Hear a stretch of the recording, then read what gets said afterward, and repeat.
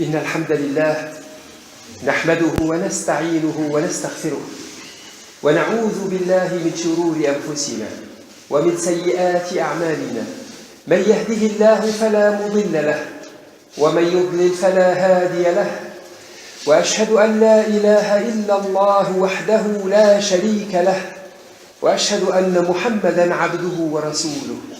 يا أيها الذين آمنوا اتقوا الله حق تقاته ولا تموتن إلا وأنتم مسلمون. يا أيها الناس اتقوا ربكم الذي خلقكم من نفس واحدة وخلق منها زوجها وبث منهما رجالا كثيرا ونساء، واتقوا الله الذي تساءلون به والأرحام إن الله كان عليكم رقيبا. يا أيها الذين آمنوا اتقوا الله وقولوا قولا سديدا يصلح لكم أعمالكم ويغفر لكم ذنوبكم، ومن يطع الله ورسوله فقد فاز فوزا عظيما. أما بعد، فإن خير الحديث كتاب الله تعالى، وخير الهدي هدي محمد صلى الله عليه وعلى آله وسلم، وشر الأمور محدثاتها، وكل محدثة بدعة، وكل بدعة ضلالة، وكل ضلالة في النار. إخواني في الله، حديثنا اليوم عن أخطاء تقع من البعض في الصلاة، وسأقتصر على بعض منها. خطأ يقع فيه البعض وهم لا يتنبهون ولا ينتبهون لعظم هذا الخطأ، فهم يضيعون على أنفسهم بوقوعهم في هذا الخطأ، يضيعون على أنفسهم خيرا عظيما وفضلا كبيرا. حديثنا عن خطأ في التأمين بعد قراءة الإمام لفاتحة الكتاب. وتصويب هذا الخطأ ليس من عندي، وإنما من هدي رسولنا صلى الله عليه وسلم وسيرته، فقد أمرنا أن نتأسى به وأن نقتدي بهديه. ومن جملة ذلك قوله: صلوا كما رأيتموني أصلي. وسأذكر لإخواني شيئا من أفعال الصحابة الكرام رضي الله تعالى عنهم جميعا، الذين تربوا على يدي رسولنا صلى الله عليه وسلم، حتى نتيقن الحق ونعرف الوجه الصحيح للنطق بهذه الكلمة الطيبة التي إن تركت شروطها وشروط النطق بها فوتت على نفسك وضيعت خيرا كثيرا. أقول: روى البخاري في القراءة خلف الإمام، وأحمد في المسند، وأبو داود واللفظ له، عن وائل بن حجر رضي الله عنه قال: كان رسول الله صلى الله عليه وسلم إذا قرأ ولا الضالين قال آمين، ورفع بها صوته.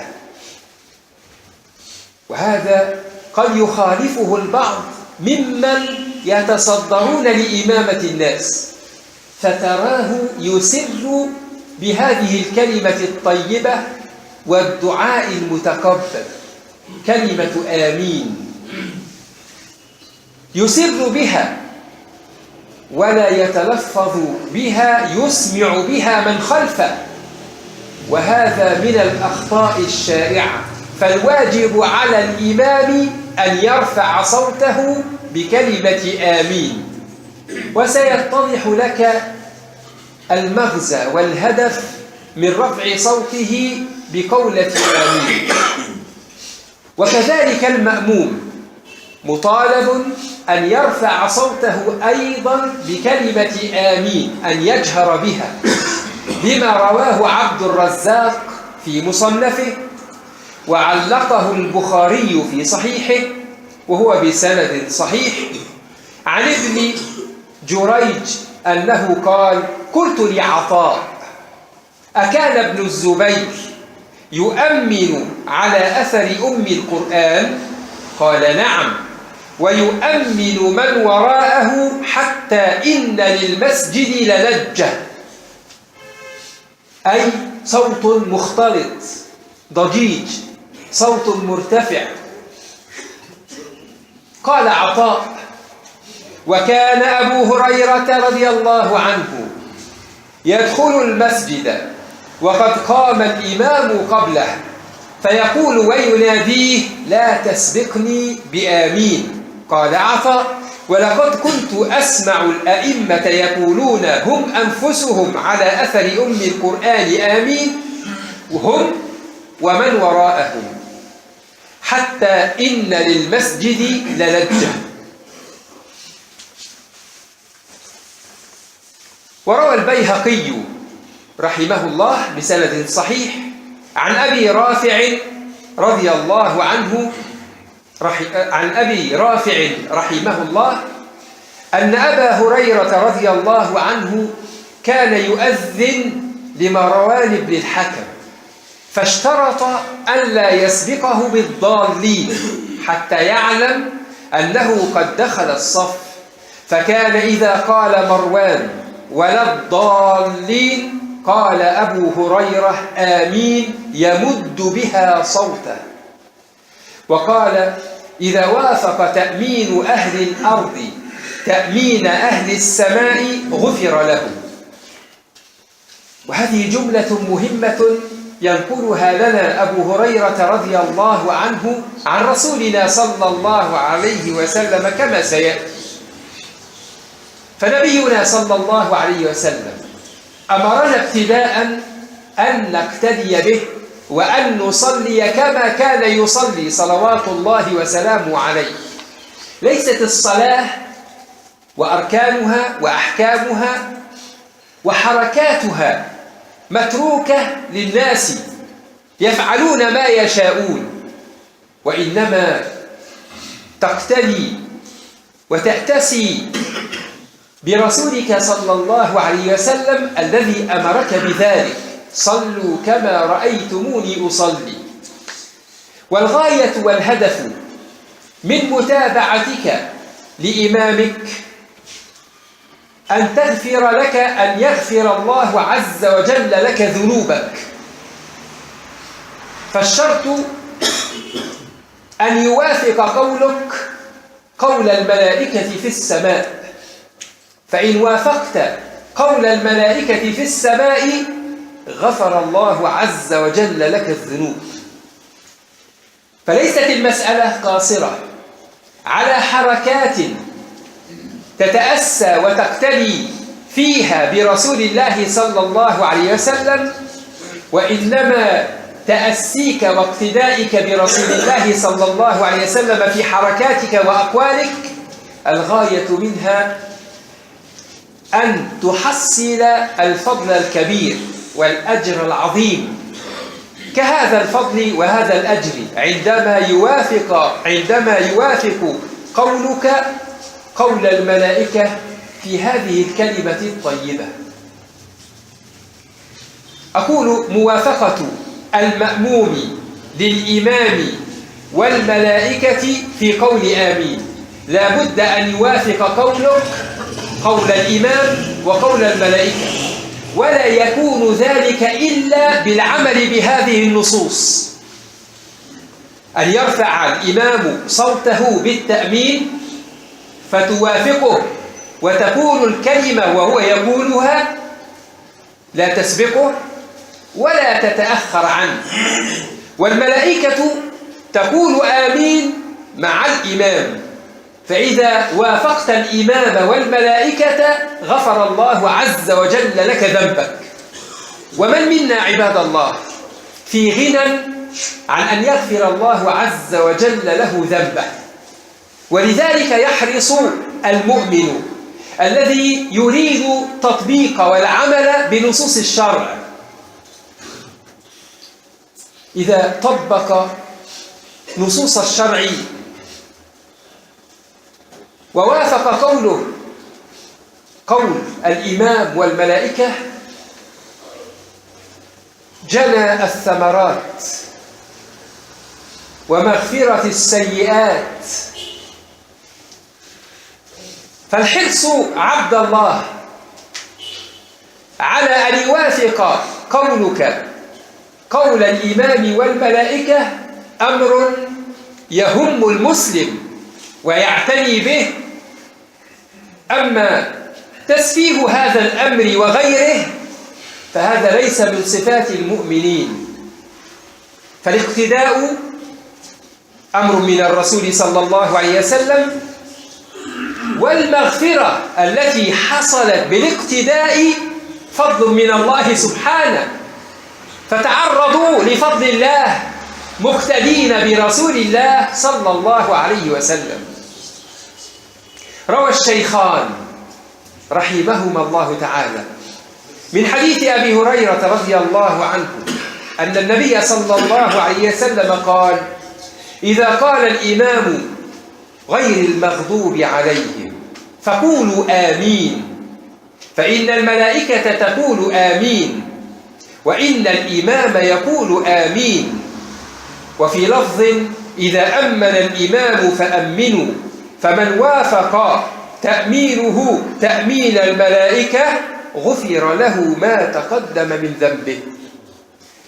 ولن توافق تأمين الإمام أو لن توافق تأمين الملائكة إلا إذا وافقت تأمين الإمام. فإذا كان الإمام يخفض من صوته عند آمين، فأن للمأمومين أن يحصدوا هذا الخير وأن يحصلوا هذا الفضل، أن لهم ذلك.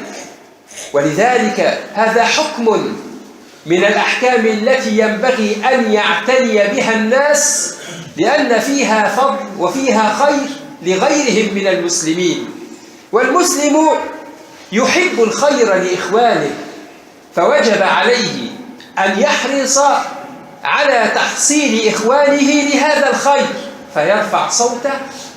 ويحرص المأموم أن يوافق الإمام حتى يوافق الملائكة في السماء فيغفر الله عز وجل له ذنوبه.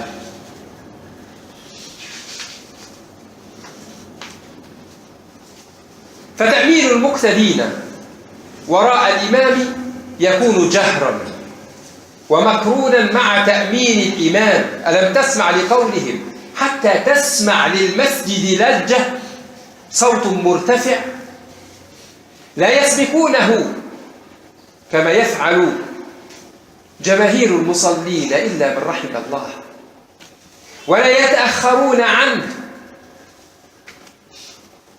وأقول إن اليهود تحسدونكم أو يحسدونكم على هذه الكلمة الطيبة. فقد روى البخاري رحمه الله كما في الأدب المفرد وابن ماجه عن عائشة رضي الله عنها عن النبي صلى الله عليه وسلم أنه قال: ما حسدتكم اليهود على شيء، ما حسدتكم على السلام والتأمين. فاليهود يحسدونكم على السلام، فإياكم أن تستبدلوا هذه الكلمة الطيبة، إياكم أن تستبدلوا اسما من أسماء الله بغيره من التحيات فتضيعوا على أنفسكم فضلا كبيرا. وإياكم أن تضيعوا فضل لفظة آمين مع الإمام حتى لا تضيعوا على أنفسكم فضلا كبيرا. أقول هذا وأستغفر الله لي ولكم.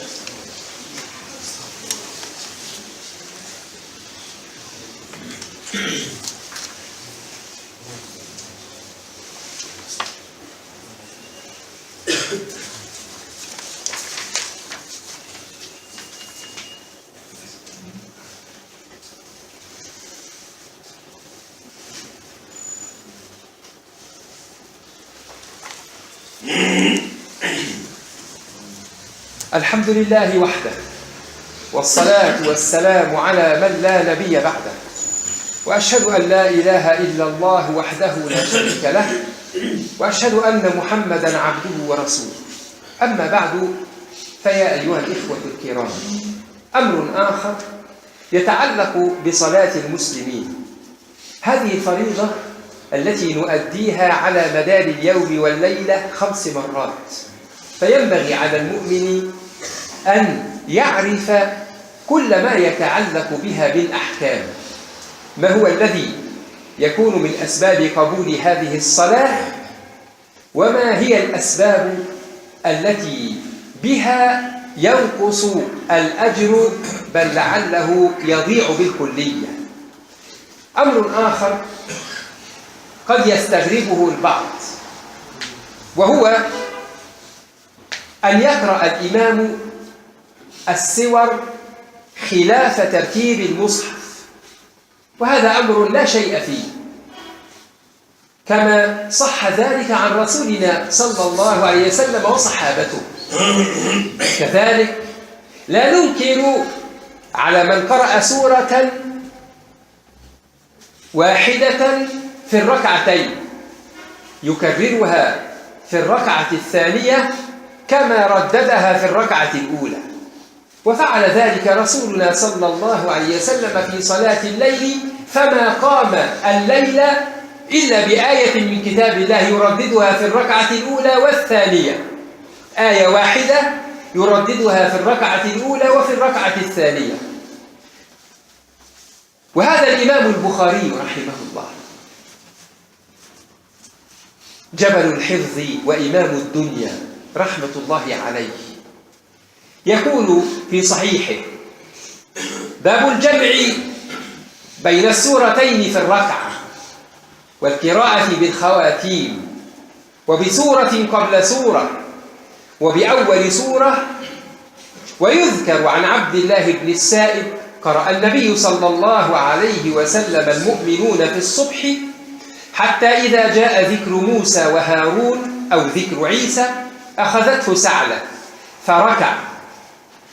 وقرأ عمر في الركعة الأولى ب120 آية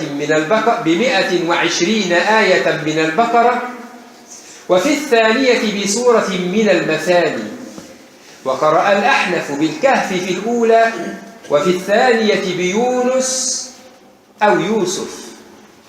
وذكر أنه صلى مع عمر رضي الله عنه الصبح بهما، صلى في الركعة الأولى بسورة الكهف، وفي الثانية إما بيونس وإما بيوسف، وكلاهما متقدم على سورة الكهف، فجاز بذلك أن تخالف ترتيب المصحف، فكله كلام الله عز وجل. وقرأ ابن مسعود ب40 آية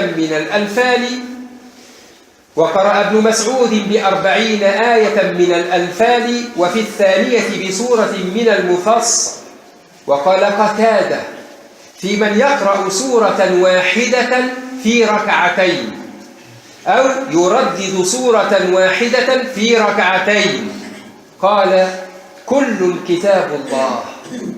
وقال عبيد الله عن ثابت عن أنس رضي الله عنه أنه كان رجل من الأنصار يؤمهم في مسجد قباء، وكان كلما افتتح سورة يقرأ بها لهم في الصلاة مما يقرأ به افتتح بقل هو الله أحد حتى يفرغ منها، ثم يقرأ سورة أخرى معها، وكان يصنع ذلك في كل ركعة. فكلمه أصحابه فقالوا إنك تفتتح بهذه السورة، أي سورة الإخلاص، قل هو الله أحد، ثم لا ترى أنها تجزئك حتى تقرأ بأخرى، فإما تقرأ بها أي بالأخرى أو بالفاتحة، وإما أن تدعها وتقرأ بأخرى. فقال ما أنا بتاركها إن أحببتم أن أؤمكم، إن أحببتم أن أؤمكم بذلك فعلت، وإن كرهتم تركتكم. وكانوا يرون أنه من أفضلهم، وكرهوا أن يؤمهم غيره، فلما أتاهم النبي صلى الله عليه وسلم أخبروه الخبر، فقال يا فلان ما يمنعك أن تفعل ما يأمرك به أصحابك، وما يحملك على لزوم هذه السورة في كل ركعة؟ فقال إني أحبها. فقال حبك إياها أدخلك الجنة. الشاهد من هذا الحديث أن هذا الصحابي الجليل الذي أقره النبي صلى الله عليه وسلم على فعله، كان إذا قرأ الفاتحة أتبع ذلك بقراءة سورة الإخلاص قل هو الله أحد، ثم قرأ سورة أخرى. فإذا قام إلى الركعة الثانية وقرأ الفاتحة قرأ بعدها سورة الإخلاص قل هو الله أحد، ثم قرأ سورة بعدها، وكان يفعل ذلك رضي الله عنه في صلاته كلها. وأقره النبي صلى الله عليه وسلم، بل بشره بالجنة. أسأل الله العظيم رب العرش العظيم أن تكونوا جميعا من أهل الجنة. فتبشيره صلى الله عليه وسلم لهذا الصحابي الجليل بالجنة من علامات الإكرام.